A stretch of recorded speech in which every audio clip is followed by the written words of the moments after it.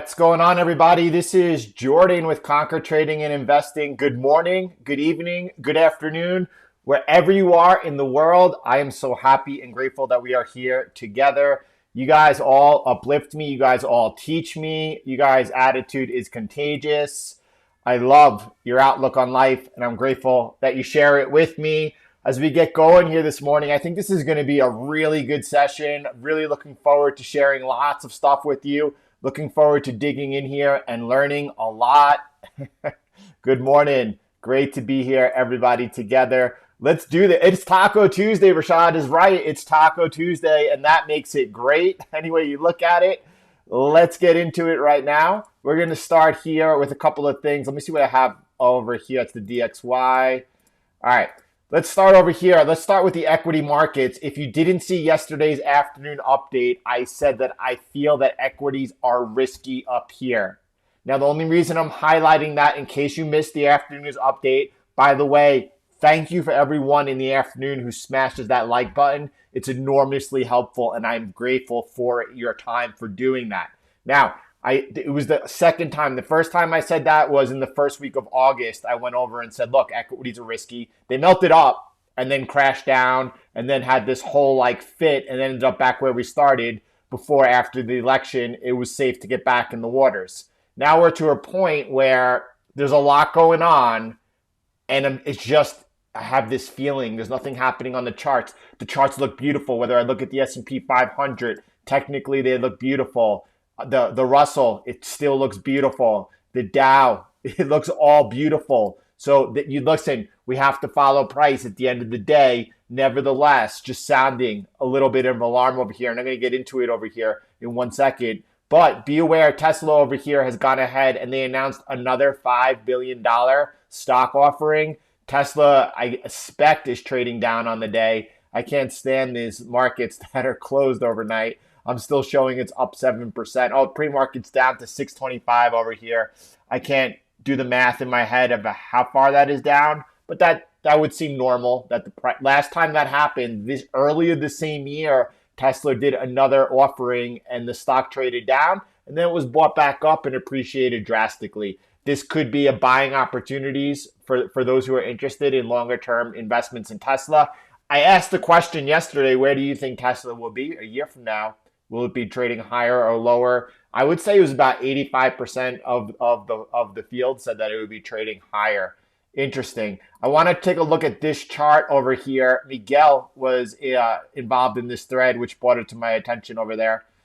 And this is showing the S&P 500. This is looking at the monthly chart down over here. This is what I want to focus on with you. Do you see this touchdown over here in 2009? This means this is a 12-year trend line. And then do you see that this was all support, and then it rode resistance all the way up here. And since here has been resistance here, and now we're trading above that. Let me show you what that looks like in real time, just really quick. This is also an extension of the line, the Allen line that we've been following over here. It looks a little like this, right? Oh, I don't know. Is it like this? This is tricky, right? Because this is all subjective.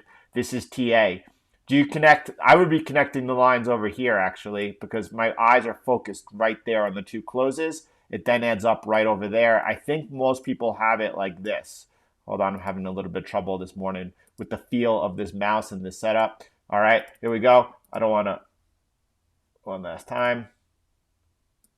I feel like a lot of people have it like this, or is it like this? Like this. If I look back, just bear with me 1 second. See, they got a little bit of touch above. Here they go to the top. See, that's why I say it's a little subjective. But here's what I want to show you regardless. Take it or leave it, whether you think that line's there. You all know I do not include it in my analysis at this point. Although when Alan shows it, I say, look, if we break above, this could add to another leg up to the upside, and we could be targeting 4,100. That's real. That's in my mind. But watch over here. Miguel included this chart. And he showed the same exact trend line on a log scale. Interesting to note, look, he put over here, look, log charts aren't so accurate for straight trend lines. We use log charts though, right, on Bitcoin, looking at the full scale, 12 years. He said, I agree, but we're looking at an 11-year run here. I think it's worth considering. And looking at the log scale, just giving you different opinions over here. You could see over here that we are now into that resistance. Either which way, Jordan, not considering that, Jordan considering what's going on, the feel. You all know I always have the pulse of the market. The reason I have the pulse of the market is by spending all this time in here with you every morning and afternoon. It's what keeps me on the pulse of the market. I feel like we're in a bit of a danger zone over here. I want everyone to be really cautious the next couple of weeks. Now, we're not coming off a situation where we have a melt up, right? Often back in the dot-com bubble, you will see bubbles crash after a melt up. It's an exhaustion phase. That's not what we're seeing right now. Nevertheless, we're still paying attention. Now, before we get into gold, silver, and Bitcoin, I want to talk about the DXY over here. Where are my trend? Oh, there we go. They're popping up now. All right. The DXY this morning is trading. It's unchanged. Again, as New York comes to the office, you're seeing the dollar, which was slightly up, trading back down. So interesting. I want to show you a couple of different charts over here. First, this was shared this morning with me, and you can see that they just took the clone line over here.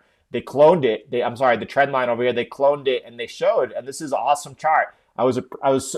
You know what? When I saw this chart and then I saw Brad's charts over here, which I'm going to share with you in the DXY in just a second, I remembered back in when I started this channel back in October, November, I kept saying, look, January, I kept saying, look, the more information I share with all of you, it'll be like this feedback loop where that I raise everyone's game around me and then they're going ahead and they're raising mine. And then we get to share together in this collaborative environment. It's really neat to see a year later. Anyway, you could see so far this clone trend line over here is acting as support. That is interesting to understand, have that situational awareness that right now we're in this channel and we're just between it. If you look at Brad's lines, this is extended all the way up through March, the high over here. This is the prime trend line over here. Follow my mouse now as we go down. That's the one. If we get back above, we'll say, oh, we're no longer so bearish on the dollar. But look at this over here. This is even a better look. This whole area we would have to clear. We would have to break about this horizontal resistance at 92.56. He has it, and break that outer trend line over there to think that the dollar, in order to say, all right, maybe it's time to build some milkshakes over here and get some milkshakes going. But right now, that's not the case at all. These are two good looks over here. I'm going to share the link to this one for all of you in the chat in case you want to go ahead and bring it up. And then happy talking Vancouver in the house. Like to hear that. So that's where the dollar is. What's going on with gold this morning? Let's take a look over here. I don't know why. It was the weirdest thing that my gold and silver charts were removed automatically by TradingView yesterday. My trend lines should still be popping up though. I don't know what's going on. Let me try one more time. Maybe it's my internet connection over there. The milkshake is the theory by Brent Milkshake Johnson. Is it Brent Johnson, Santiago Capital? Who's basically like, just check it out. You could YouTube it. Just don't buy into it. And the reason I say don't buy into it is because it was perfectly right. The milkshake theory. This is the milkshake theory right here. This is a dollar crisis. This is the milkshake theory, the dollar eater. But then this is where it ended. And this is where over here it was time to get short on dollars. Nevertheless, always be aware of everything going on. Look at the gold this morning. We got some traders who were really aggressive and looked at this as a test over here of that level of 1855, that broken resistance from yesterday. You remember we took out during the live stream. We were coming towards this resistance at 1848. And then like in a blink of an eye while I wasn't even looking, we just jumped up $30. So far holding that jump, that break above a couple of resistance levels. Whether or not that red bar flipped it into support, I don't know. I'm watching over here. We're coming also almost vertically into this 1875 resistance. Now, Heath has gone ahead and he told the CTM group that, look, watch out for this resistance over here. I'm not sure the exact level, but it's right around here. Look, it's right around 1892. I don't know if that's the exact level or not, but it's in the area for sure. And I'm going to show you why he has it there. I think it's a little higher right there, right? 1896 he has it. And the reason being is this. Look over there. This is really, first of all, on the way up, resistance is going to be over here towards the top end, right? And then over here, look at all this beautiful support that should be acting as resistance. It's a strong level. You should definitely be aware of it. I'm including it on the chart now. Heath, thanks for the heads up. Now, do watch out for this smaller resistance here at 1875, and it is much smaller. You have this touch here. You have this touch over here, but you could see over here because of the extent of the upper pressure of the price over here, the resistance level is big over there, 1875. Actually, let me make it a little bit thicker for you. That way we could say, look, this one's a little bit more important than it is. All right. Nevertheless, we've come almost straight up into this small resistance over there, so be careful about that. Raoul Pal thinks the dollar will strengthen. Listen, here's the deal. I would have the utmost respect for Raoul Pal. I wish I could talk with a British accent. If he would have gotten, bearish on the dollar when he should have back in March, but he didn't, right? And he didn't for whatever reason. And for whatever reason, he chose to hold on to his whatever macro view he has. Listen, that's the way it is. There's nothing else to say. And that's the truth. So, if you're listening to Raoul Pal, be careful on what time frame you're listening to Raoul on, right? Because he could be like what I say 6 years will be the next crisis. I mean, if I look at what's going on, if I look at what the elites are planning, it looks to me that the digital dollar is ready by 2023, 2024. That's going to be a great time for a new crisis. That would be the earliest I would expect it, but it's probably going to be a while. And if you're going to just be like, yeah, 5 years later, I'm right. You're not right. You're Peter Schiff. That's all. Yeah, he's not a swing trader, right? I guess. I mean, listen, anyone could call. Anyone who right now is bullish on the dollar is proven wrong by the markets. Boom, period, the end. Anyone who is bullish the dollar at this point is just wrong, and the market has proven them wrong. There it is. So, there we go. BlockFi is awesome. I love BlockFi. I continue to use BlockFi. They have that credit card coming out, Visa. I'm really excited about it. Paying 1.5% in Bitcoin on all rewards. I hope you could change that over to stable coins, though. I would prefer that was in stable coins for tax purposes. Nevertheless, it's pretty cool. I also have taken out multiple loans against my holdings over there. Now, let's keep going over. Thank you. I'm glad someone got it. That's not the point. The point is about the point. That's not the point. The point is, and I'll tell you about the point right now as I talk about this. This is the point. Relate this to what we talk about here with our pal. All right. So over here, look. I was looking at this chart last night. I want to share it with you. Right? Oh, we didn't look at silver. All right. Let's look at silver. Silver in relation to gold. Right? Both precious metals are running over here. Let's take a look over there. Just wait 1 second for that chart to populate and pop up, and then we'll get on it. Right over there, Treasure, we got, I think it's going to be right here. Yeah, Dan held over here. For folks wondering what they should do, buy a Treasure. If you use a Treasure, make sure you use the passcode with it. Otherwise, there is a vulnerability. Make sure you use the passcode with it. He went as far as to say back up your seed phase on a metal plate, like Crypto Tag, and then a less expensive one by a plate by Cold Card over there you can find. This is on Jake. Jake, how do you say his last name? Chervensky, right? He's a lawyer involved in the crypto space. And look, he put out this tweet last night. I want to share it with you before we get into silver, before I get into things I want to share with you. Look, he put out this tweet, and he's like, look, this is the best time to withdraw your crypto from an exchange to your own wallet when you bought it. The best time to withdraw crypto from an exchange to your own wallet is when you bought it. The second best time is now, seriously now. Seems like a little bit of fear Jake is trying to provide here to the community. I think it's off the back of this. Brian Armstrong, the CEO of Coinbase, he put out a tweet back around Thanksgiving, and he was talking about the fact that it looked like he heard rumors that the U.S. Treasury, Secretary Mnuchin, were planning to rush out some new regulation regarding self-hosted crypto wallets.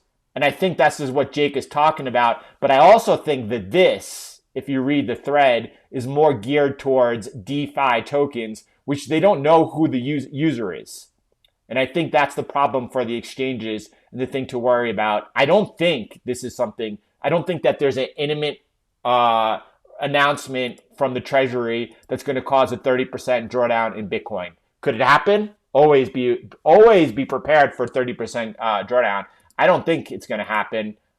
Look, this is what I want to show you. Before I do that, let's talk about silver over here. Silver looks very bullish over here. You can see it after clearing the 24.32 resistance. That's not support. Is that a retest? We have 1, 2 down price bars. When I say down price bars, I mean the lower highs. That obviously closed up. But here you have 1 lower high, 2 lower highs. Resuming back that off that now. Is that a place to get long over here for a swing trade? What would you be targeting over here? I think that you would be targeting somewhere between 25.56 and 26. Above 26, this thing runs.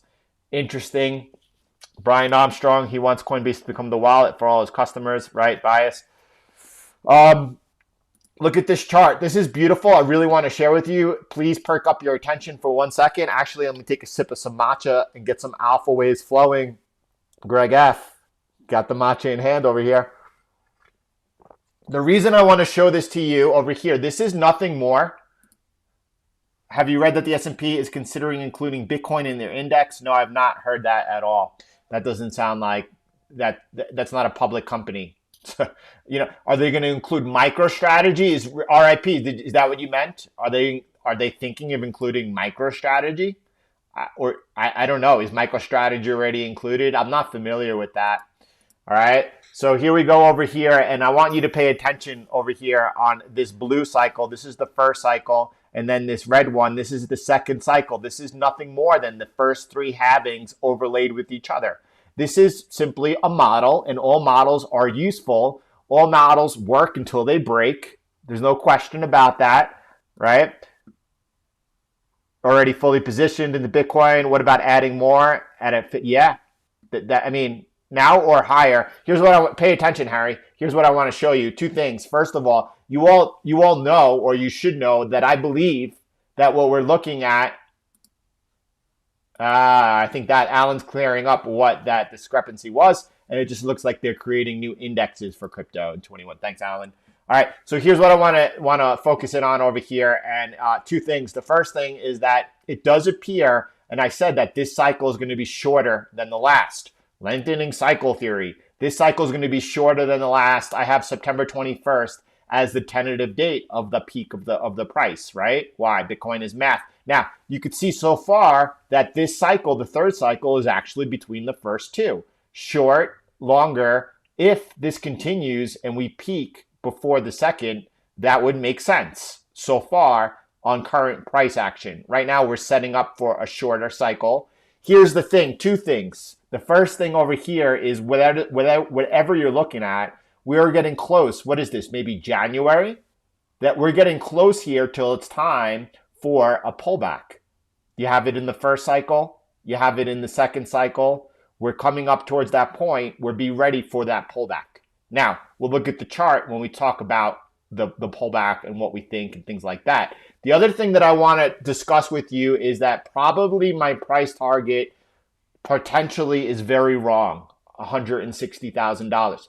Now, listen, when you're out there on YouTube and you're trying just to share your views, you don't want to come out there. I don't want to come out there. I want to put out things that could be achieved. For example, i.e. 18,000 December 2020 on the price of Bitcoin, right? Was I a little conservative by $1,000 or $2,000? Maybe, right? I mean, I think so when I put it out there, but that was on purpose. I want to put out goals that could be achieved. It's the same thing when I worked at the math to 160,000 and I said, okay, 140,000. There is a really strong possibility that the price of Bitcoin, if this continues, where this cycle is shorter, where the cycle stays between, there is the possibility, it does exist, that my forecast could be blown out of the water almost by a factor of 2, right? We could, if we 30x this one, we're looking at a price somewhere around $280,000.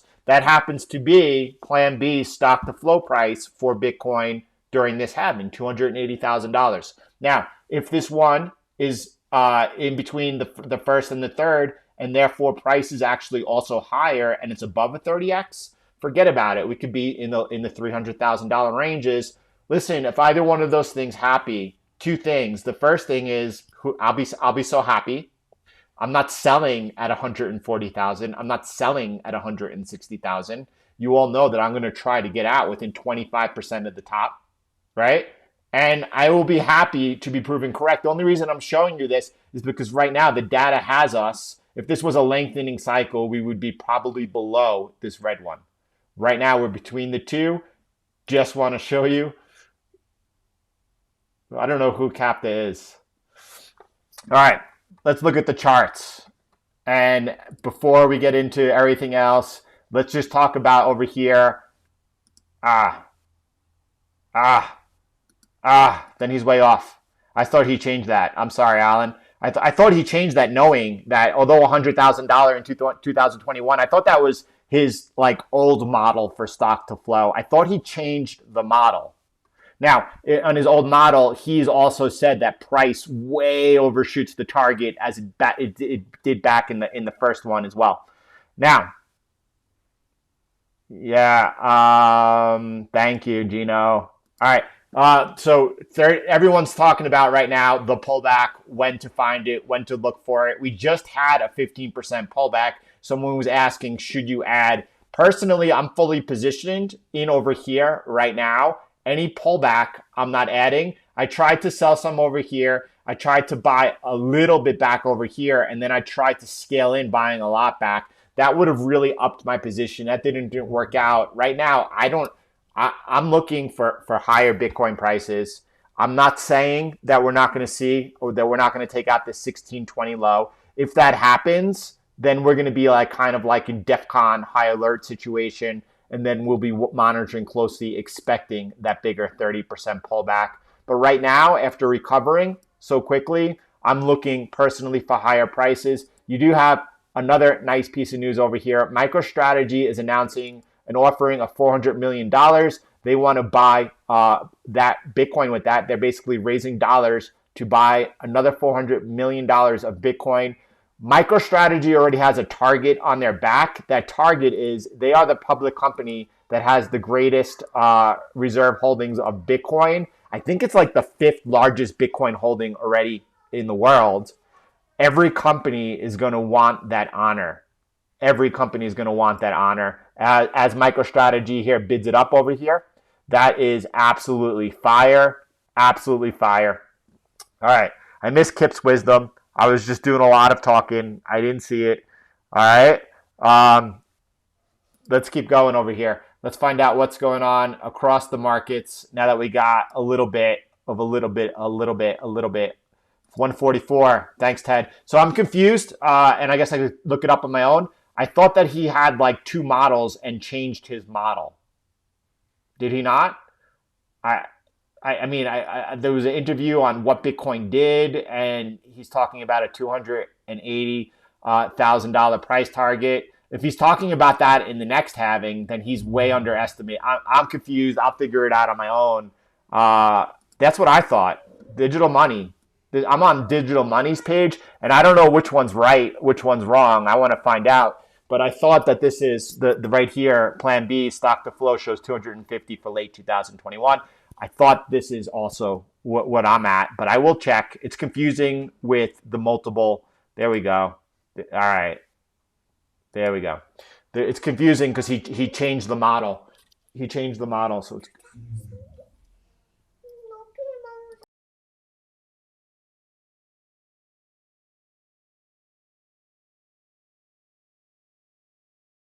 Sorry about that. We had a little one with a crisis. They couldn't find their doll. All right, let's keep going over here. Let's find out what's going on this morning. Let's take a look around over here, and we can see that, interesting, in the fact that the gold to Bitcoin ratio is rising over here. Interesting. My charts are lagging and slow this morning. I apologize for that. I took my Ethernet cable to somewhere else. I'll try to get another one in here right away. How's GBT versus BTC? Just a quick question over here until I find my flow. Listen, if you're invested in GBTC as I am, I don't follow a chart of GBTC ever. I really don't understand how the premium is calculated and how it adjusts, and whether or not MicroStrategy has any influence over that. And MicroStrategy, whether or not Grayscale has any influence in that or not. But the way that I view it is I'm watching the price of Bitcoin, which Grayscale GBTC is tracking more or less. And as I look to exit Bitcoin, I'll just exit GBTC. All right. So nickel continues to ride out this wave. By the way, did you notice that as gold and silver were under pressure, nickel was not? Nickel was not. Are we going to see a big wave next year of a quote unquote renewable energy push? Are we going to see silver skyrocket because of solar demand? All of these things seem to be flowing. Very interesting. We got platinum down over here. Is this an opportunity? I feel like I wish I wasn't on the live stream with you all so I could reset my connection over here. I still can't find an entry on Palladium. I'm trying to over here on the 3-day to even get a better view, but I don't have it. You see that this looked like a channel, but then we've broken down below over here. I don't like that. I don't see any opportunities over there, right? We're going to do the trading on Thursday. We're not going to do it today. That's why I didn't send out the email. I'm glad you mentioned that. I wanted to tell everyone we're going to be doing the training on Thursday. I will send out the email today, though, for Thursday for sure. Nickel's not a precious metal. Right? What's precious? What's precious for you over there, right? Anything that is scarce and is difficult to acquire would be precious, right? So over here, look at this. Do we have anyone know how many trillions of smart money's on the sidelines? This is probably the comment of the day, right? How smart is that smart money, right? By the way, there was something that I did want to share with you. I retweeted it over here. Let's take a look at it. First, let me give a little bit of love with the thumbs up over there. And just watch this really quick. This is really interesting. This is right over here. This is Gold Telegraph. The G10 central banks expected average monthly QE in 2021. This is insane. The Fed 120 billion on pace for what? $1.4 trillion in 2021. The Bank of England, the ECB is basically lockstep. That right there is crazy.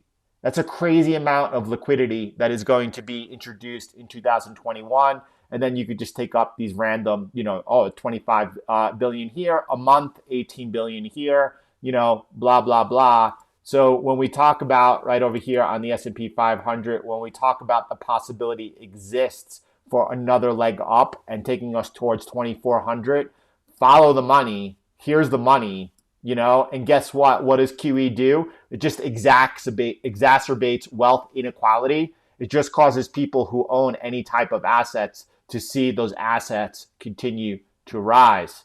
However, from where we are right now in this moment over the next week or two, I'm throwing up the red caution flag. I'm throwing it up over there. Is platinum into some strong weekly support? Weekly? I don't see that. So I'm looking over here at platinum. I see platinum after spiking up now looks very inviting again. Once again, I would just be focusing over weekly support. I don't see it, right? There's nothing else over here. But platinum now looks ready to be looking for a resumption out of here for another entry over there. Where would you do on the stop? If you took this trade over here, if you looked for a resumption over here to get into platinum, where would you be looking for the stop, right? I know a lot of traders go with the tight stop right over there. I wouldn't be looking at that tight stop. What about over there? It's still too close to market. What happens if we extend this bit of resistance? How do you like it below here, right? Below this horizontal support, below this channel broken resistance, which has already been confirmed to support, which should hold that support. It would be really interesting to see a little stop hunting going on to try to take out those stops and then a resumption off. I would be playing it safe. I would be below this swing low over here. You're dead wrong if you catch that. Where are you holding this? I mean, you're not looking to exit, are you? Right? Yeah, that QE has. So listen, Michael, you said QE to date has caused deflation, right? I guess Michael Seiler actually gives on the Raoul Pal Real Vision interview a great masterclass on inflation across different asset classes. And it depends on what you're looking at. If you're looking at interest rates, you could say that's been deflationary. If you look at the stock market, you could say that's been uber inflationary. If you look at housing market, you could see that's uber inflationary. If you look at the cost of higher education, that's uber inflationary. If you look at the cost of healthcare, it's uber inflationary. So it really depends. We got a spammer. Hold on one second. It really depends on how you look at it.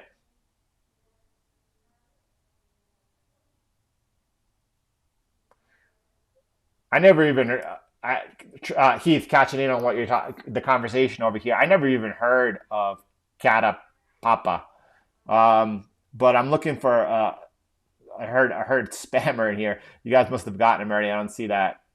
Cata Kappa. Kips has left the room. Kips is not leaving the room, my brother. Kips is an essential part of the community. That's for sure. Listen, I got caught up over here, and what I got caught up in, I don't even know, right? Inflation. Listen, Michael Saylor, CEO of MicroStrategy, interview with Raoul Pal on Real Vision. Get a masterclass on inflation and the different types of inflation. He has put it the best. Raoul, right, in his response, different inflation. Raoul doesn't want to get into it because he knows he's wrong.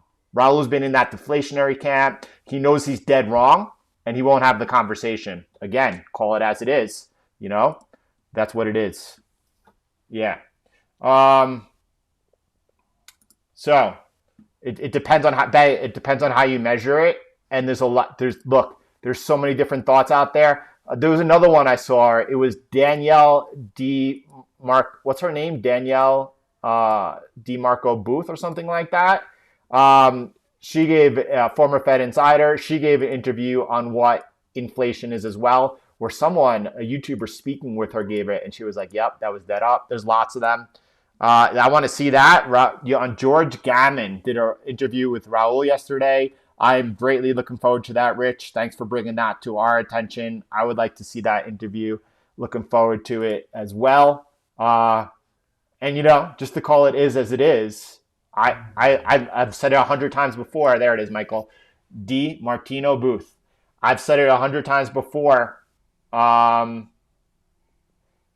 I don't even want to talk about this. So many people got so upset when I was just like, yeah, watch out what's going to happen. I don't know what's going to happen. Anyway, I don't think he would do it. I don't think that he would do it. You know what? I'm kind of, or definitely just, you know what? I don't even care, David. Dave, I'm happy to be here with all of you. That's all. That's all. That is all. And listen, and speaking of that, I can't wait. The end of 2021, the day we exit Bitcoin, our first order of business is going to be discussing where the Conquer Trading Investing meetup is going to be. And like I said, you're the people that I want to hang out with. So we're going to do that. All right. He has done every other podcast. He's amazing. I'm a big fan. Honestly, Rich, I don't know. There are like certain conversations I could have with people about things that I really want to learn and get into and really explore, right? George Gammon would probably be one of those people. I don't know anything I could ask Michael looking for any type of clarification. Michael does a great job when he does interviews of stepping up, of being super clear.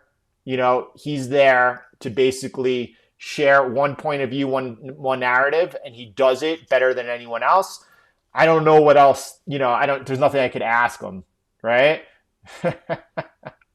I am though. There's no question about it, right? Anyway.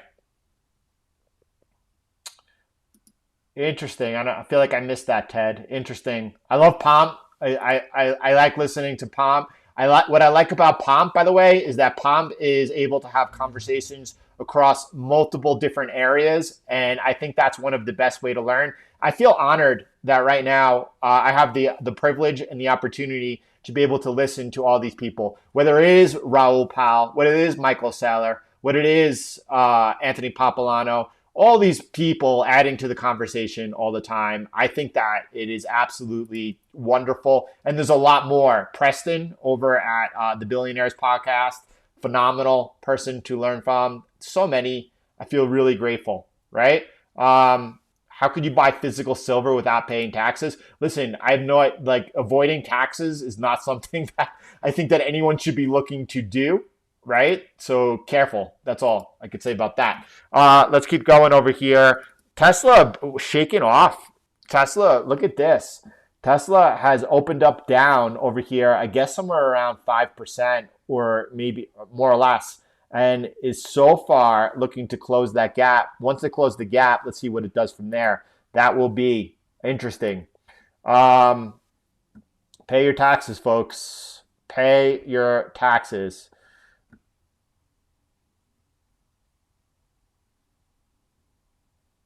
Is I know who Kevin O'Leary is. Who's Michael O'Leary? Are you talking about Michael or Kevin O'Leary? That's right. There is no other alternative. And that's what Michael Saylor does the best at making that point about. Let's watch Apple over here. Apple continues to hold the breakout of this triangle over here. Notice this is where we set up the trade off of the support, looking for the breakout. That's happened. Now your stop loss should be definitely right below that low over here, because if we break down below that and go back into the triangle, that is where you definitely want to exit that trade. Nevertheless, right now that we're above it, you want to continue to let this run and hopefully see where it takes us. US dollar, Mexican peso. Do you use the same broker for both trading and investing? I use several brokers. Let's just end it at that. Several brokers, you know? So, and anyway, Greg, thanks for being here. Great to see you. Wow, interesting over here on the US dollar Mexican peso. Why I say interesting is everyone here should be able to see this as clear as day. What do you see? You see the break of the resistance over here. By the way, this is where I exited my trade, my short from 22.20 in that area over there. This is where I exited it, only because like it was just done. But look at this. We've broken the support over here, right? We've broken it and are now retesting and resuming down. That's beautiful, conquering the markets all day long. No, that's okay, Kevin O'Leary. That makes sense. So I would be interesting. Kevin used to be like the biggest Bitcoin basher there was. That would be really, I would have a lot of respect for Mr. O'Leary if he came around then and was able to understand Bitcoin. That would be really interesting. Another person that did that, you have Ray Dalio out there, and he's like, look, I'm open. What am I missing? I would like to know more. That's highly respectable. Anyone who walks into a room and they're like, yeah, I don't like Bitcoin, like zero respect. Obviously, you haven't spent the time to research it and or just not capable of understanding it. US dollar, Japanese yen. It has been a minute since we've looked at it. I want to take a look at this right now. Do you see what's happening over here? Do you see that this support line has been pierced, broken, and trouble getting back above it? A possible resumption off there could enter. Do you hear the tone of my voice? Do you hear how I poised and got like, maybe? Then no way. Stay away from it. What's the New Zealand dollar doing this morning? All right, New Zealand dollar had probably a fake out for a lot of people. Anyone who went long over there. I was still holding my Australian dollar, Japanese yen long, so I wasn't looking for it, right? But that's all about stop placement. What's happening right now this morning is that setting up an entry right over there. Is that something that people are looking at over there? It looks like we're getting to resume up during a favorable time of day. But that was, by the way, the New Zealand dollar, US dollar. That's the New Zealand dollar, US dollar, folks. Sorry about that. Here on the New Zealand dollar, Japanese yen, you can see that this actually did not retrace as far as that dollar spike. This was absolutely in yesterday's live stream of the two, New Zealand dollar, Japanese yen, New Zealand dollar, US dollar. We said it looked more favorably, but it looks like, although you could have had a trigger in London, it looks like that still has an opportunity to set an order for that. What else do we want to see? The pound. What's going on with the pound this morning? It's still slightly off. Be careful out there, anyone trading the pound. It could be volatile both ways right now, depending on what press release you see.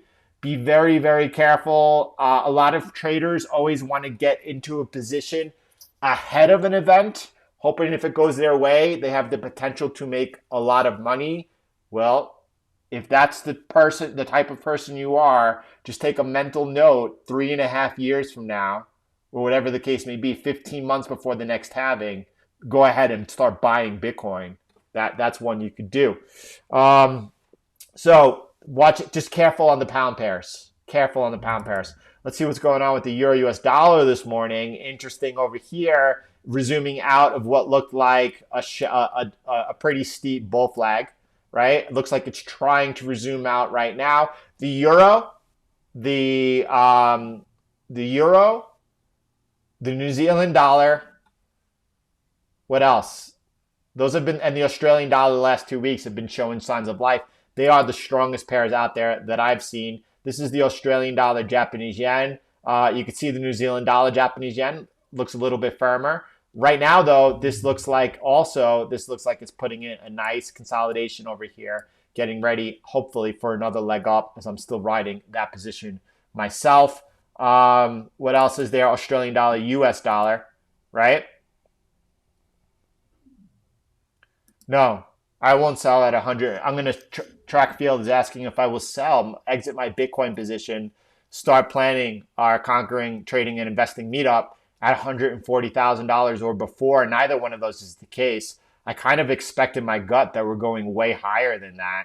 I'm going to be timing this on a variation of a date using the time from the low of the last cycle to the halving, how many days that took, less 2%, as that worked out in the first and second cycle. So that's an indication that I have. And then the other indication I'm using is the cycle pi indicator that gave the perfect exit in both the first two cycles over here. Let me just go ahead and add that really quick so you can see it. This is the pi cycle top indicator, and this is used only on the daily time frame. I will be sharing it with you as we get over here towards the top. And you could see over here, right over here when they crossed, that was actually almost the top tick. I want to get out within 25%. This cycle pi indicator in both cycles gave the very, very top. And that's what you can see over here again. Here's the top of that other previous cycle in 2013. The crossover gave the perfect top signal. So of course I'm going to be trying to pay attention to that. So it's going to be a combination of things that I'm going to do my best to get out towards the top, but it will not be at 140,000 or anything like that. 4 hour is a little bit too small. Get up on the 8 hour, you'll avoid a lot of that noise. I don't know. You could go, Charlie Brown, go to lookintobitcoin.com. They have the cycle pi indicator there. They explain exactly what it is. You could pay, it's like $8 a month over there in order to be using it on TradingView. For me, it's something that is definitely, it makes sense. I want to continue to watch that. Yeah, absolutely, Lou. You know, it's a good one. I think so. Is it a lagging indicator? All indicators are lagging, right? Except price, which is why we follow price. There's no question about it. But JC, it's something to pay attention to, something that I have to pay attention to if it gave the best exit I've seen out of the first two cycles. Gold coming in right now to 1875 resistance. Let's watch it this morning. Gene, love the emoji play over there, right? Is it going to retest? What are you looking at, max hit? What are we looking at? I'm not exactly sure. Beautiful, Dio. Greetings up in Canada. Lots of love up in Canada. Can't wait. It's a dream of mine to visit Banff. I would love to visit Banff. I don't know if I should do it in the summer with the family or the winter and make some tracks. 1865 was that. Yeah, let's take a look at that. So someone this morning in Conquering the Markets Telegram group was saying that they looked and took that signal, that they looked as that as a retest and then took the resumption off. For me, it's a little bit aggressive. It might be playing out, but you're taking it right into that small resistance. Now, granted, a lot of traders are focused on Heath's line over here at 1895. It's a better line and it's correct, but I don't know. You know, it's not one for me. Let's put it that way. Okay. He said he would be buyer if they made it into ETF. Yeah, he'd probably try to sell an ETF, right? Doesn't he like selling ETFs?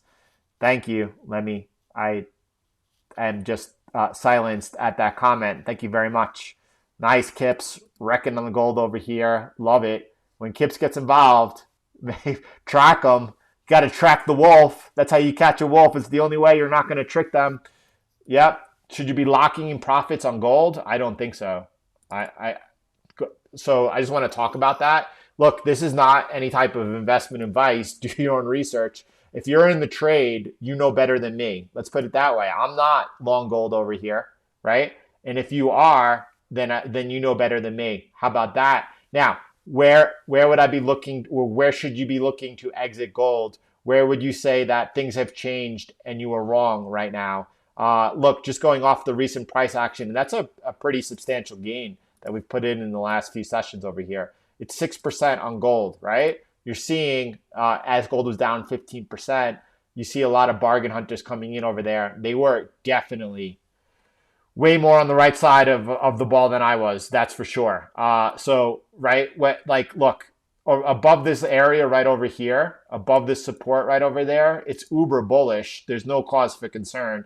If you trade back below that area, right, then I would be like, oh man, is something wrong? And I'd be really watching this area right over here, right, to make sure that held. But this would be the first warning sign that something has changed and is not going right on gold, right? Yeah, I just watch the charts for real, Winthrop. I try to stay away from all that type of distraction for sure. Um, Nice.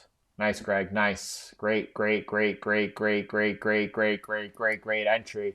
I believe gold and silver, I mean not silver, I believe gold will be trading at new all-time highs. If I had to put a time on it, I would say by the second quarter 2021. I think that's probably a little bit conservative. Um, yeah, I think, Gino, personally, that 1x and 2x is very good. I've always said that I would not go over 3x. I think that's pretty aggressive. But 1x, 2x Bitcoin positions, be careful using leverage, understand it, know what you're doing, know where your liquidation is, be very careful about that. But at the same time, I like Bitcoin lightly leveraged, absolutely. I think it's much better than any alt play, even though, as we all know, that a basket of alts will outperform Bitcoin. Um. Oh wow, that's crazy. That's crazy. I didn't even understand that. Um. So what else? We got a pretty clear and quick overview there. A lot conservative. I'm not sure, Anthony, what we're building off over there. What you're talking about. See the Russell about to turn green. Stocks turning green over here. Amazing, amazing, amazing. Right? Uh, WTI unchanged on the day. Look at this. WTI is getting ready over here for a possible resumption out of there. That would provide an entry, one to watch out for over here. Look, as long as we're trading above 44 over here, WTI looks really, really good.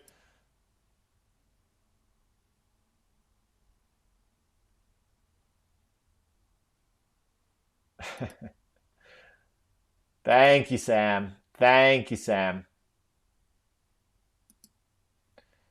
Max, if you're asking questions about when's a good time to buy Bitcoin, I sincerely suggest that you start your research over on this playlist, on this channel's Bitcoin playlist.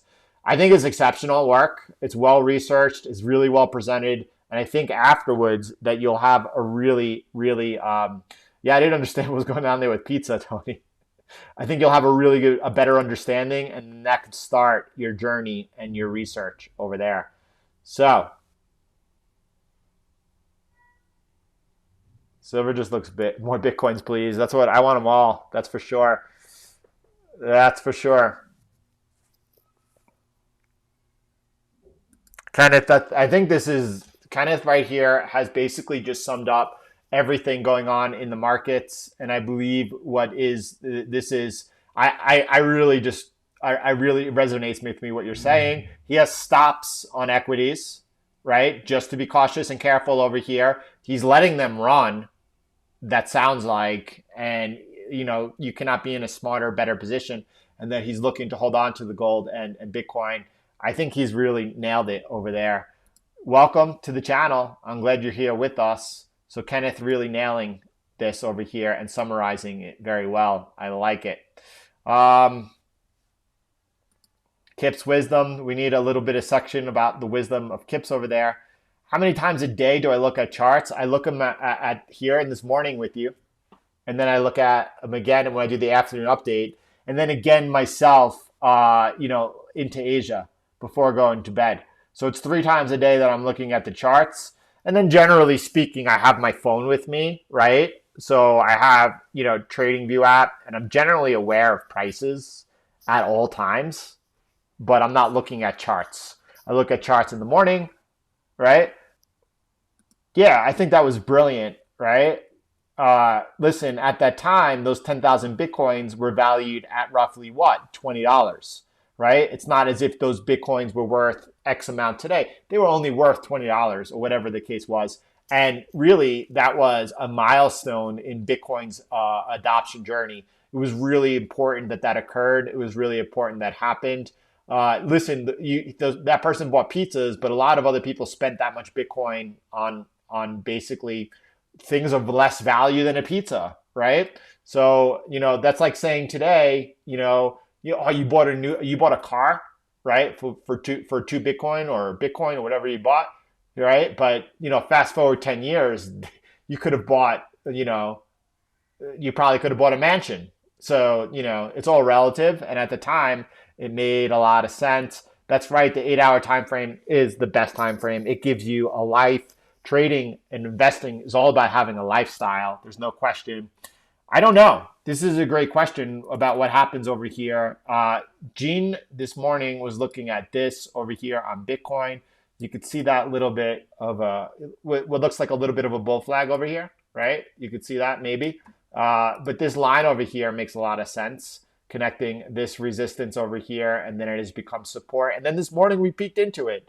If we break this line down over here, right? It's hard. So by the way, I try not to follow Bitcoin on the 8-hour time frame because I'm trying to keep my time preference higher. I don't want to get caught up where I start looking to trade many movements, short-term movements of the price of Bitcoin. I think it's going to get me out of my trade. So I try not to do that. If you were doing that though, if you were looking to trade Bitcoin right now, all eyes would be right over there on that line. And then at the same time, you have a horizontal line right over there, right? If you break, what's going on over that? If you break this horizontal line right over there, then is it safe to say that we're coming in and we're testing down lower towards 16,900 at least, right? At least. So if you're short-term minded, you might want to keep a watch on this over here. There's no question about it. As long as you're holding this one here, it's just super bullish, right? If you breach this one, watch that horizontal line. If you take out 18,000, what is it, 18,100? At that point, then we're going to be looking for a bigger correction on Bitcoin. By the way, what is that correction? That's a 15% correction into Bitcoin over there. So a couple of things. We all know, first of all, that why I still believe and that we'll have 30% corrections. I'm fully aware of the fact that we've only had two 20% and one 16.5% correction since the halving. I understand that we got some big money coming. By the way, MicroStrategy, announced after they purchased. Square announced after they purchased. How many public companies are out there right now buying Bitcoin, right? How many funds are out there buying Bitcoin? I would imagine a lot. There's no question about it. Is it possible that we see less volatility on the downside? Maybe, that's a 15% drawdown.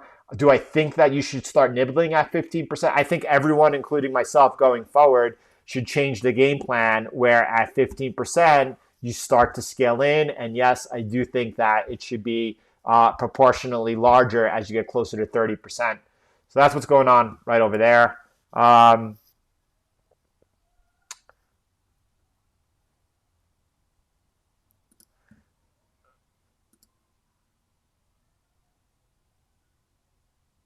That's why I don't trade options. That's why. So there is time decay on future positions, right? Because you're paying a swamp on that. So that is a time decay. There's no question about that. If you were to take an option trade long on an instrument and it didn't go anywhere, you'd be losing money. So there is that. But that the whole reason I don't trade options is because I don't know, I don't understand time decay enough to be an expert where I want to compete against other experts, right? And that's the way I view the markets, right? You're stepping into an arena with gladiators, and unless you're prepared to fight and you have an edge on everyone else, you best back away and be an observer. I don't have any type of, and I guess the reason I have not invested the time into options is because I don't need to. I live on the spot market. But yeah, you're also paying a swamp on future positions as well.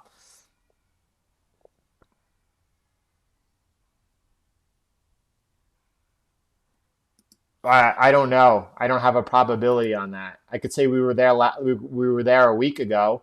We were looking, but like we were looking for this right over here. I was looking for a pullback. It was only half the distance I thought it was. But since we have retraced that move, I'm no longer looking for a pullback. I believe that if anyone is not fully positioned over here, they run the risk of being left behind. It's real. Will there be other pullbacks? Yes, there will be. If Bitcoin starts going up over here and breaks past 20,000 and goes to 20,000, 21,000, I want to be enjoying that ride. I don't want to be like, I hope it pulls back. There are a lot of people out there, a lot of people not involved in Bitcoin, a lot of people who are noticing Bitcoin, who want to take a position on Bitcoin, and they're looking to buy that down at 13,000. Will it happen? Maybe, but I don't know. For me, I understand the value of Bitcoin. I don't want to be left behind, you know?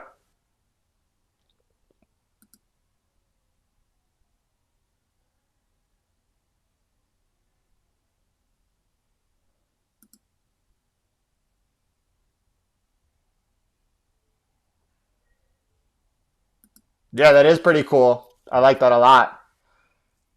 I don't know how much of I don't know. We'll be talking a lot about during the bear market phase what is the extent of that drawdown. Now, I kept saying 80, 85%, and that is what I'm going with as I'm going with 30% drawdowns on the way up over here. Is it possible that changes? Is it possible we only saw like a 60% drawdown? All those things are possible as they unfold. We'll discuss them. I do not have a crystal ball, that's for sure. Um, I don't know anything about GBTC and its premium. I'm always very clear about that. And the reason being is because I don't have any type of vested interest. I own GBTC. As I exit Bitcoin, I'll exit GBTC. I'm not trading GBTC. So I have no interest in that. It's not something that I understand. Are they, because they're seeing further competition, whether that's through MicroStrategy, which is kind of a quasi ETF on Bitcoin, or because there will be an ETF on Bitcoin launch soon and they're lowering the premium right now because of that? I don't know. I don't know. A seagull following a shrimp boat. That's awesome. That's awesome. So I don't follow treasuries. I don't feel that I have anything of value to add to the conversation on treasuries. Therefore, I don't follow them. If you give me a ticker, I'll pull it up though. Thank you. That's beautiful, Stefan. That's beautiful. So it's two ways, Stefan. First of all, definitely go over that thoroughly in a few of the training sessions on the Conquering the Markets recommended playlist. It has many different factors. Let's just say that I'm looking to push trades, multiple support or resistance levels. And at the same time, you all know that I also have my pulse on the market. I have a feeling for when markets are expanding and when they're contracting and when they're range bound. All of those things play a big factor about how far you're pushing trades and when you're looking to set targets. But let's put it this way: traders tend to exit trades too early. I think that it's crucial to have the mindset that you're looking to cut your losers short and push your winners. You're not pushing your winners if you enter the trade and you're putting in a take profit right away. I don't do that. US 30Y, let's see. Now, before I look at the chart, I am going to say with the lockdowns that we're looking at coming up, I would imagine that interest rates are going to continue to slide over here. I would definitely be in that camp where I would definitely be looking for lower interest rates. That being said, it's not my market. I don't focus on it. Let's take a look. Yeah. So from a TA standpoint, what could we follow? Right? From a TA standpoint, what could we follow? Got a big line over here, right? It seems to me that we have this rising channel right now coming up into it. That's all you want to focus on right over here on this rising channel. That's the clue over there. You have over here an area to worry about. This is horizontal resistance with the top of that channel. If you got over here, that's a place to look for a sell because you're limiting your risk over here. You know where you're wrong on the trade. You know where you get out. At the same time, any break below this channel over here, this channel support, I think that's what sets up the short over there. But I think that, fast forward 3 to 6 months from now, we are trading lower. And I am in the whole, yeah. So that anyway, that's what it is. Interesting. Gemma summing it up all too well, enjoying the Kip's tips and Winnie wisdom. Oh, what else? Thoughts on Chainlink? Let's check out Chainlink over here. So I think, by the way, what have we noticed? So, all right, let me regroup. Yeah, so like the possibility exists. By the way, I think Chainlink is a buy down here. I think Chainlink is a strong buy over here.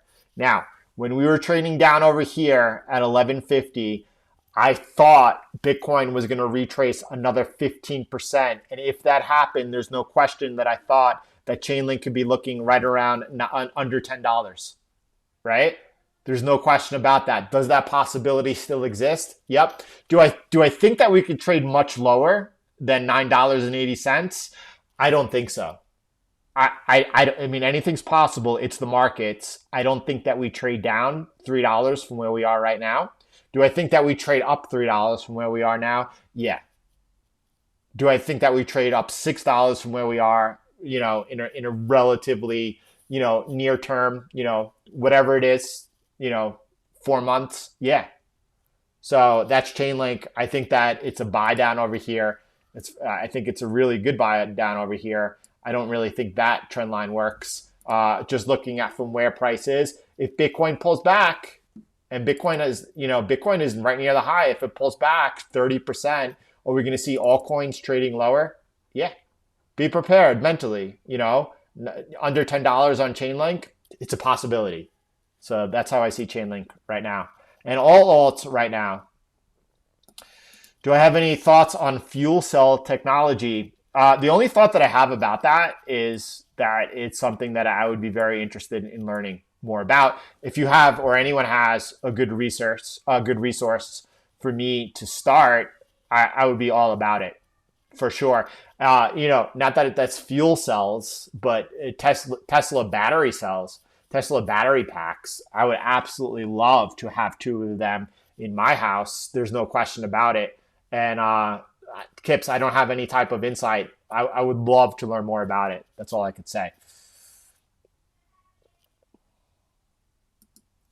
Should I go all in on Bitcoin? I only have $10,000. I don't think you should do anything at all. I think you should, I don't know what you should do. I think that you should not do anything, and you should spend a lot of time investing in yourself, investing in your knowledge of the markets. If I had $10,000 and didn't know if I should invest it into Bitcoin all in or not, I would not invest into anything, and I would spend the next 30 days doing as much research as I can in the markets. And join us every morning and afternoon. It's a good place to start your journey.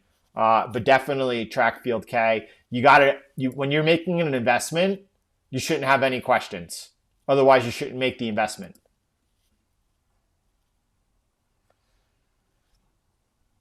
There you go. That's a great place to start your self investment right there for sure.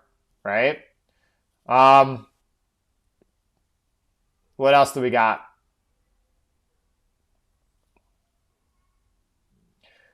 What alt am I mostly bullish on Ethereum. I don't think on Ethereum. And so listen, there's a couple of different reasons for it, right? So Ethereum has, let's say, under Bitcoin, as far as altcoins are concerned, Ethereum has the largest market cap. It has the most network effects around it. That is usually important. It doesn't matter if there is a different token with better tech than Ethereum. Ethereum has that first mover advantage. Ethereum has a ton of network effects around it.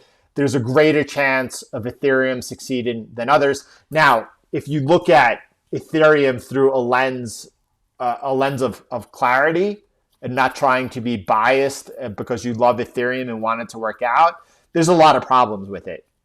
It's highly speculative, right? And it can work out or it cannot work out. It's very real. Bitcoin already works. Bitcoin works as is, right? It's not speculative. It's proven. There's a big difference there. That's why my money's on Bitcoin and it's not on Ethereum. Ethereum's highly speculative, right? Ethereum 2.0, you can't even transfer tokens right now from Ethereum to Ethereum 1.0. It doesn't work, right? They're saying, well, Ethereum 1.5, you'll be able to do that. Point being, it's just highly speculative, right? But Ethereum would be the project that I would take the second biggest bet on, and that's because of its standing right now, of its place in the crypto universe, because of its network effects, and and because I think it's going to succeed. I really genuinely do think it's going to succeed. I hope it does, but that's my thoughts. Ethereum 1 is less speculative than Bitcoin in terms of, that sounds, I don't understand why you say that, right? Because do you have public companies investing $500 million into Ethereum? Because that's not speculative use when a company does that. They're doing that as a reserve asset. That's not speculation. So, Ethereum is all speculation, is it not? So anyway, don't get caught up in the whole emotional aspect of projects, right? And fall in love. You ever hear the old adage, don't fall in love with a company, right? When you're investing in stock, it's really bad news to invest because you love a company. It's the same thing with crypto projects, right? Right? So there you go. INTC. What happened with Apple press release that they're going to be introducing some chips that would greatly outperform Intel chips. Is anyone up to date on that?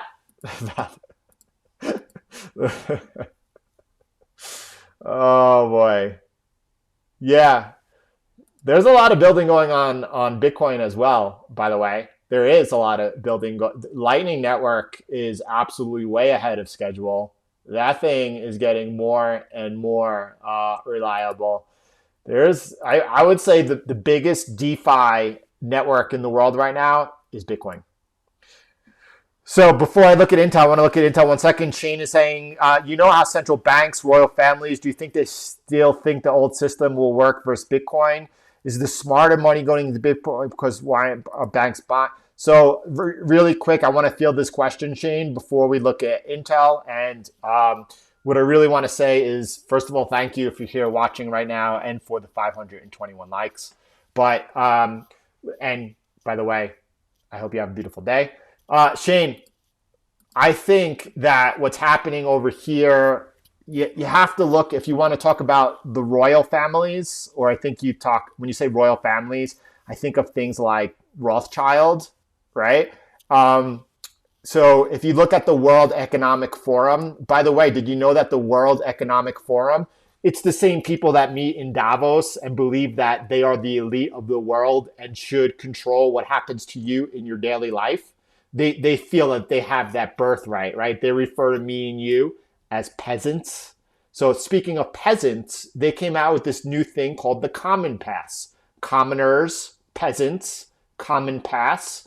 The Common Pass is this COVID vaccination chip that you'll need to carry with you in order to be able to move and freely travel about their planet. So do I think that they are in on this whole? I think that the Rothschilds, and when I say Rothschilds, I mean those families that do run the financial system, the families that control the central banks, which it's not like, Jerome Powell, he's not really in control of the Federal Reserve just because he's the chairman, right? He's not the one with the power. Don't get confused. Now, they're in the midst of seeing that the current financial system is not sustainable, and what they're trying to do is they make a parallel system. Now, for me and you, for everyone else, that parallel system is Bitcoin because it's a fair and just system. For them, it's not. It's not at all. For them, a fair and just system is a system that they control and manipulate. So they're looking for central bank digital currencies. If you look at the work that our friend Klaus over at the World Economic Forum is doing for the Great Reset, right? That's what they're trying to do. I have a question for anyone who's informed on the Great Reset and understands what's going on. How does it work? What they want to do, basically, one of the things they want to do is no one owns any property. Therefore, everyone that owns a mortgage right now, they're going to be incentivized to go ahead and hand over that property to the IMF and then pay a rent on it. There'll be some near-term high time preference value in that people will like and do it. What happens to those that own property? Will we still be able to own property, or does that need to be turned over as well?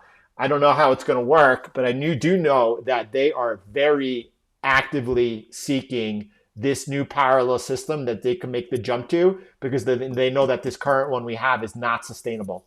And Bitcoin is like the underground revolution, right? Bitcoin is like the resistance. That's what Bitcoin is. Is it possible that Bitcoin is there to save us in the end? It's possible, right? It's possible. Who knows? Is it possible that 10 years from now we'll be having a lot more peer-to-peer transactions with Bitcoin? It's possible, right?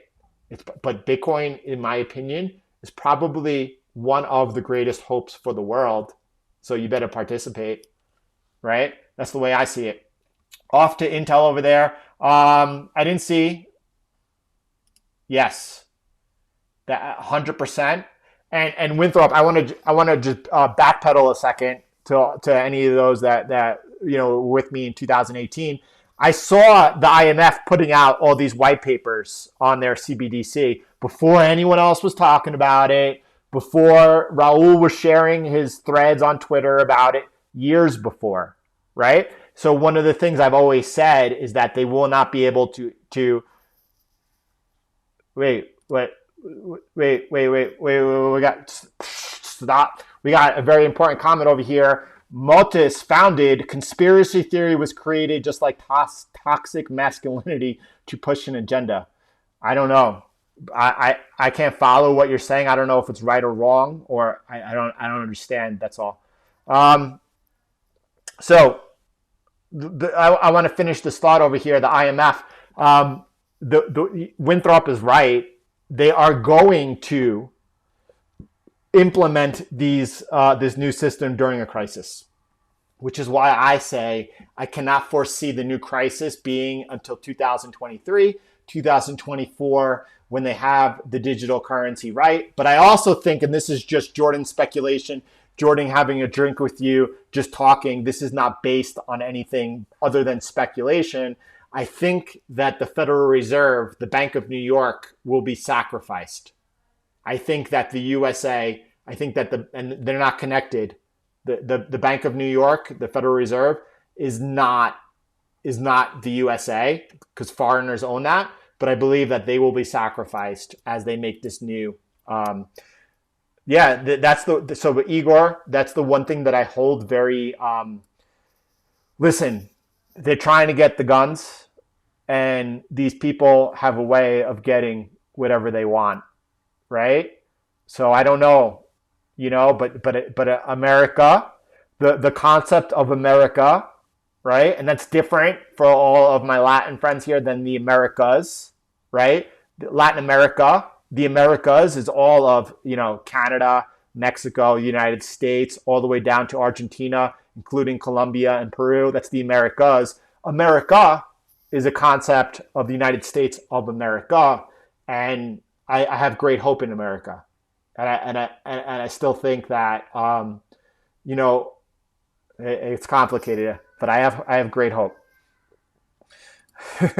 Kipcoin is launching, by the way, if you want to get in on it. Kipcoin is actually the last bit of resistance. It's if Bitcoin fails, Kipcoin will be the one that every Bitcoiner will then gravitate towards. Thanks. I appreciate that, Sam, and I love to share with you. I can't, look, about the Great Reset video, at this point in time right now, I don't have the luxury to be able to research it to do that.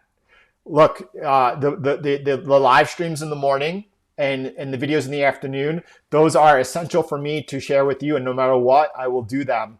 But there's a lot of moving pieces going on right here at home right now, and you know what? I just don't have, and look, it's the same thing as everything is waves, ups and downs, right? So I know I'm not worried about it. I know sooner than later I will have that time again to be able to devote to the things that I'm passionate about and be able to share more things that I'm very like with you. But right now, and I can't see that changing through the middle of January, it's not possible.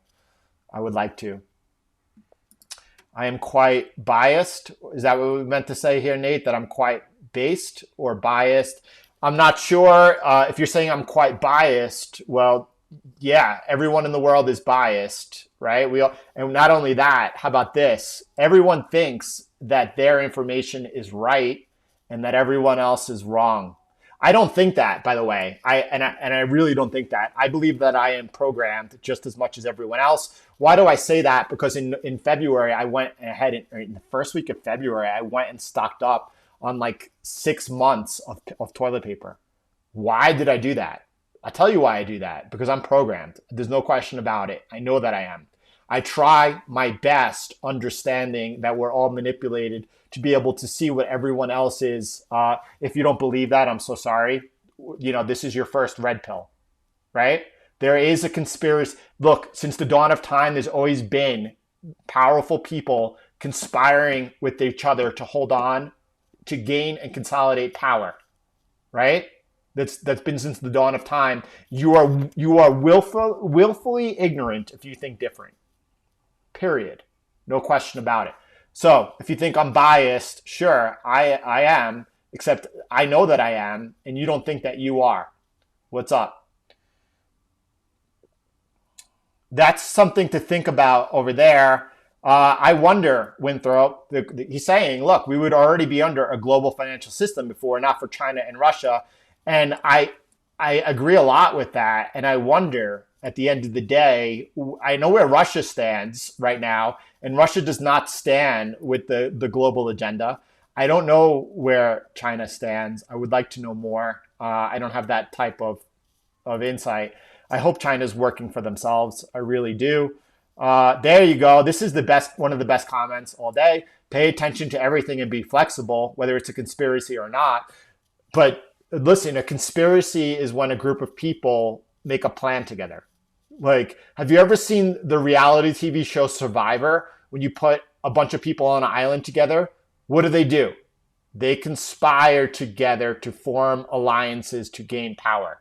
I mean, it's human nature to not think that would be pretty, idiotic. Yeah, it's almost like a Friday session. We're going to keep going because there's a lot of comments I want to get over here, right? So by the way, the whole conspiracy theory thing comes from the CIA, and the CIA introduced that to discredit things after the JFK assassination. If you didn't know where that came from, right? And like the Gulf of Tonkin, that's a great one. Operation Mockingbird, Operation Paperclip. I don't know what Rex 84 is. I should probably be informed, right? All America is on the sacrificial altar at the moment.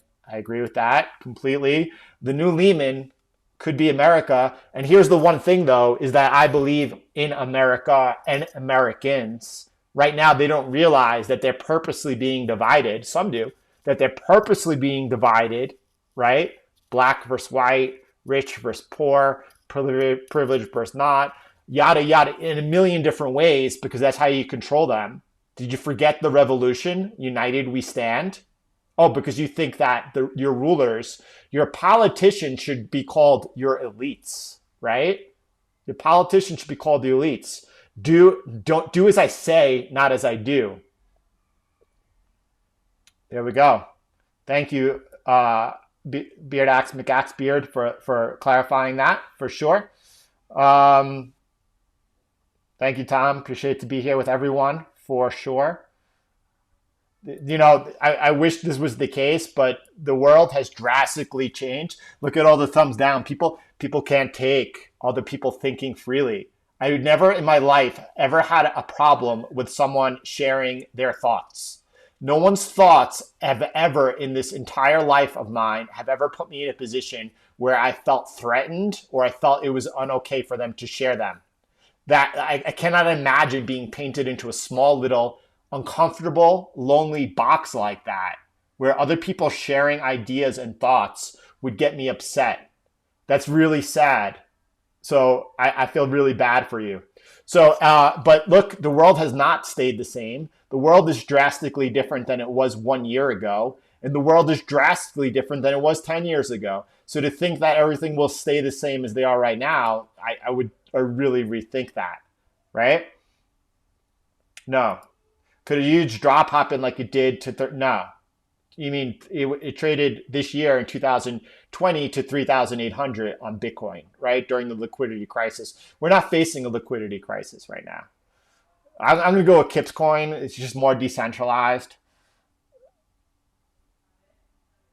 That's awesome. Bay, good luck with your studies, first of all.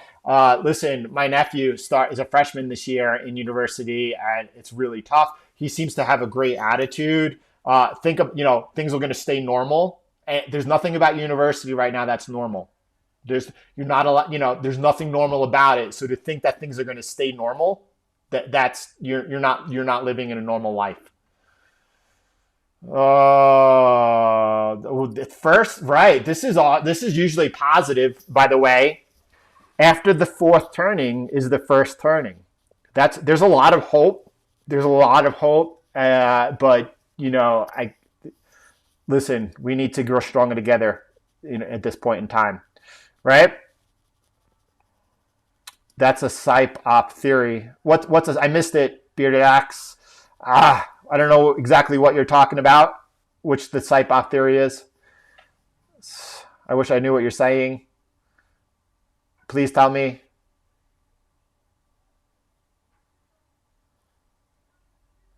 Bitcoin is the life, rat. I hope so. I hope so. Bearded Axe, I want to know. I need to know what the psyop was because I am always, again, I have that whole mind frame where I'm always looking to know what the truth is, regardless if I have it or not. I don't think China works for themselves. But that's where I'm at. They are testing ground for the social credit system that the elites want to roll out in the West. Look, when I was, and I don't know if this is true or not, what you're saying here, but I definitely entertain it. I don't know where China stands. I know where Russia stands under Putin. I don't know where China stands, and I wish I did. But yeah, that is true either which way you look at it. That social credit system that is rolled out in China is also being rolled out here in the West by our friendly, Silicon Valley elites. All right. So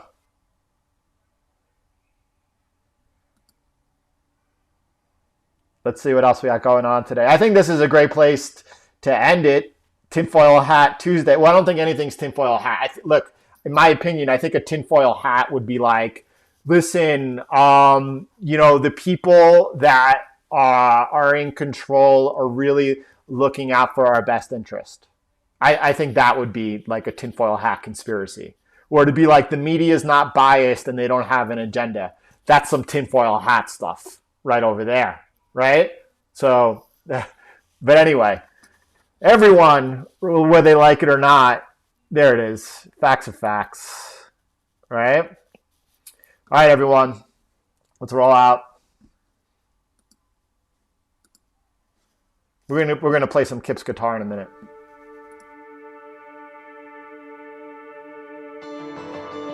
Intel. Oh, I didn't get into Intel.